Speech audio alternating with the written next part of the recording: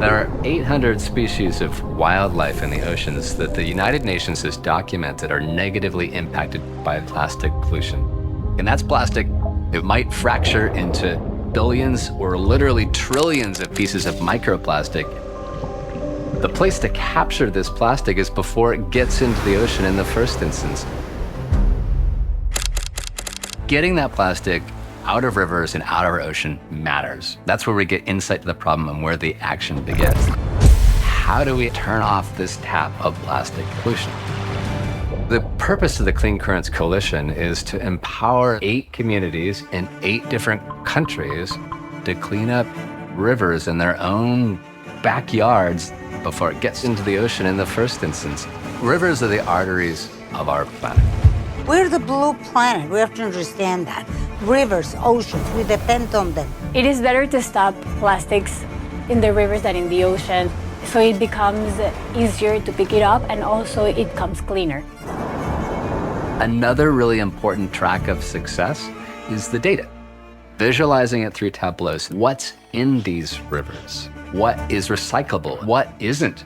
It gives insight of the problem based on hard data, and it also opens up a space of sharing the experiences. Sometimes it's using artificial intelligence to turn that plastic pollution into data, pooling it into a common database, which will become the world's biggest database on plastic in rivers. And that is going to be powerful. On one of the watersheds that heads down to the Tijuana River, one of the problems are tires, actually. They're taking the tires out and then they're building parks and communities out of these tires. So one of the things that's really exciting in Kenya are the volume of plastic that they're collecting and the volume of people that are involved. They're working in a whole bunch of different schools, women's groups, communities that are adjacent to these rivers. They're sharing social media, communications platforms about how to deal with these problems. They're coming together into something that is greater than the sum of their parts to share what's working, what's not working, Slack message by Slack message, meeting by meeting. They are iteratively building a solution for this problem of plastic in rivers. The Panama Project, they're using this water wheel, which was invented for use originally in Baltimore. When it rains in Panama, it rains in Panama, which means that a tiny river becomes a gigantic river. And that means trying to figure out how to get a trash wheel that lives, survives, does its work in such a harsh and changeable environment is not easy. They're figuring it out. There are days when you look at this mega problem and it feels unbeatable.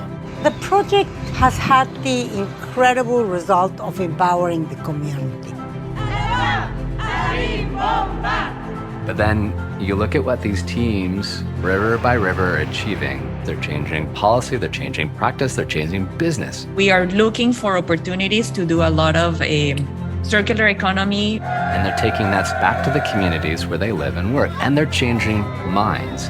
Seeing that happen one community at a time makes me really begin to believe that we can, community by community, state by state, add up to something that is a solution that will make this impossible, wicked problem solvable. That gives me a lot of hope.